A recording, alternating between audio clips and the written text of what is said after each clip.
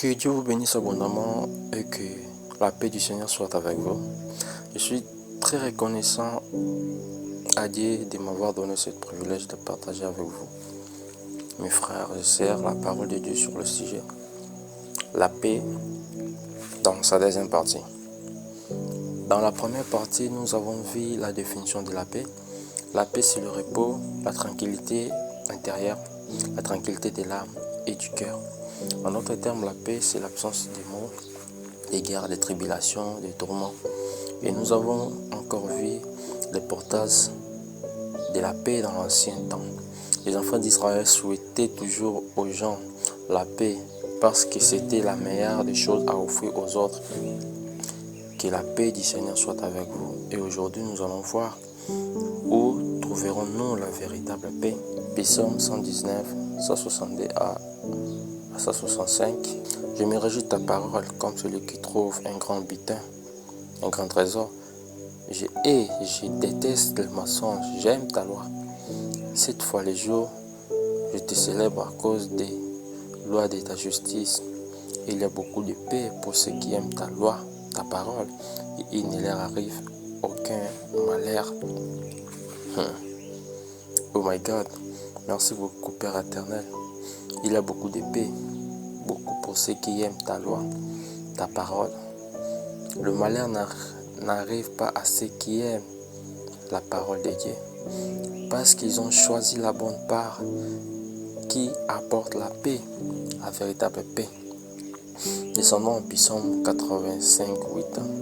J'écouterai ce que dit Dieu l'Éternel, car il parle de paix à son peuple et à ses fidèles, pourvu qu'il ne retombe pas dans la folie.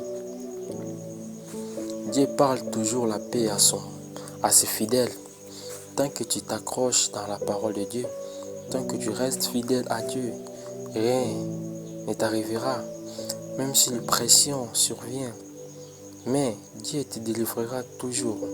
Il trouvera un moyen pour que son fils ou sa fille soit en paix ou encore vive en paix. Savez-vous que pendant nous dormons, il y a beaucoup de choses qui se passent. Le monde des ténèbres se réveille. Ils commencent à opérer leur mission. Les démons, ils viennent dans la vie des gens pour perturber, pour déranger, pour menacer. Parce que c'est leur nature de détruire. Il est écrit en Jean 10, 10. Le voleur ne vient que pour dérober, égorger et détruire. Mais pour les enfants de Dieu, il leur arrive quoi pendant que les démons opèrent? Lisons Psaume 88. Je me couche et je m'endors en paix, car toi seul, ô Éternel, tu me donnes la sécurité dans ma demeure. Peu importe ce qui va se passer la nuit, toi Éternel, tu me donnes la paix. Je me coucherai en paix, dans le repos, loin des tourments, des guerres ou des tribulations. C'est Dieu qui assure notre sécurité, peu importe les gardes du corps que nous pouvons en avoir, physiquement ou spirituellement. Dieu est celle qui nous protège, qui combat pour nous, qui nous rassure la paix. Alors en Exode 33, 14, l'Éternel répondit, je marcherai moi-même avec toi et je te donnerai du repos. Dans ce verset, l'Éternel faisait alliance avec Moïse parce qu'il a trouvé grâce à ses yeux. Si tu acceptes ma mission que je te donne, tu observes ma loi, moi, l'Éternel, je marcherai avec toi et je te donnerai du repos. La paix. La véritable paix qui ne change pas. Les enfants d'Israël n'étaient pas même inquiets de leurs vêtements ou alimentation, car l'Éternel Dieu était avec eux. 40 ans dans le désert, mais Dieu les nourrissait et ils étaient en paix. Marchons selon la volonté de Dieu pour que l'Éternel trouve grâce à nos yeux, pour avoir du repos. Prenons une décision maintenant pour toute la vie. Nous voulons du repos ou le tourment? Nous voulons la paix ou la guerre? Posons-nous cette question. Frère, sœur, choisis la bonne part qui ne te sera jamais ôtée. quand on a du repos, on n'a plus de guerre et rien du tout va déranger notre santé mentale ou physique parce que l'Éternel qui va combattre à notre place. Allons dans 1er Roi 5, 4 à 5. Maintenant l'Éternel, mon Dieu, m'a donné du repos de toutes parts, plus d'adversaires, plus de calamités.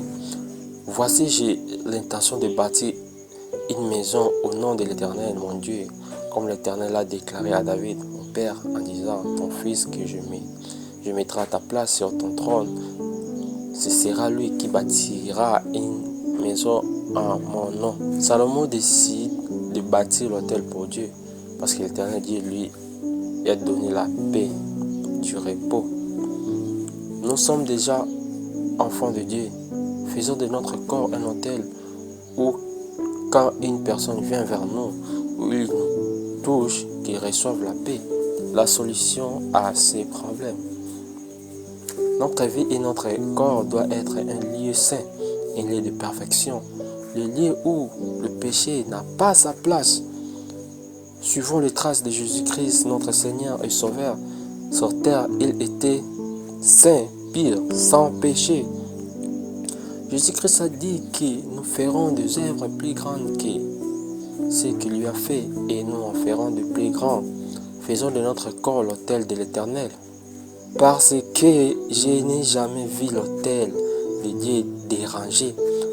Parce que celui qui dérange l'autel de Dieu dérange le Dieu Tout-Puissant lui-même.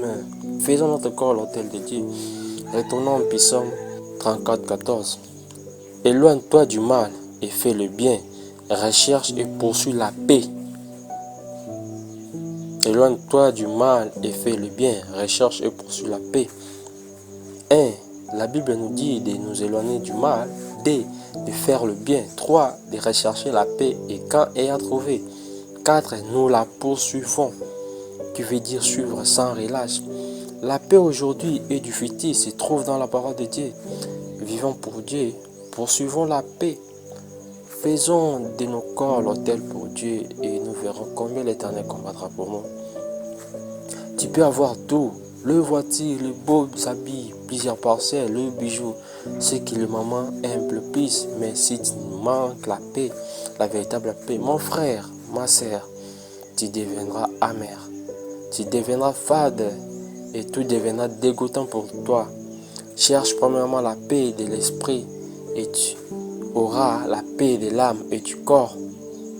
Le monde vous donneront la paix d'aujourd'hui est temporaire, mais celle Dieu avec sa parole que nous aurions la paix pour toujours, la paix suffisamment pour vivre une vie remplie de pleine de bonnes choses, une paix qui ne s'éternise pas. Cherchons la paix qui vient de Dieu, cherchons la paix dans la parole. Seul Dieu et sa parole peut te donner la paix pour toujours et pour l'éternité. Je prie qu'à partir d'aujourd'hui, tu cherches le Dieu Tout-Puissant, que tu acceptes Jésus-Christ comme ton Seigneur et Sauveur, que le Dieu Tout-Puissant devienne ton papa, que tu fasses de ton corps l'autel pour Dieu. Et si tu es déjà enfant de Dieu, que tu pars en profondeur pour conquérir ton cœur, pour avoir la paix. Avoir la parole de Dieu dans nos cœurs nous donnera la paix dans toutes les situations. Prions. Père, nous te sommes infiniment reconnaissants pour ta parole où tu nous renseignes que c'est toi qui donnes la paix véritable. Si nous attachons à toi, nous ne serons pas tourmentés. Père, nous venons vers toi pour que tu nous donnes la force, que tu nous aides à bâtir ton autel dans notre cœur, que nous vivons que pour toi. Père, merci de nous avoir donné la paix. Au nom de Jésus-Christ qui est notre Seigneur et Sauveur, le juste. Amen. Que Dieu vous bénisse abondamment et que la paix du Seigneur soit avec vous.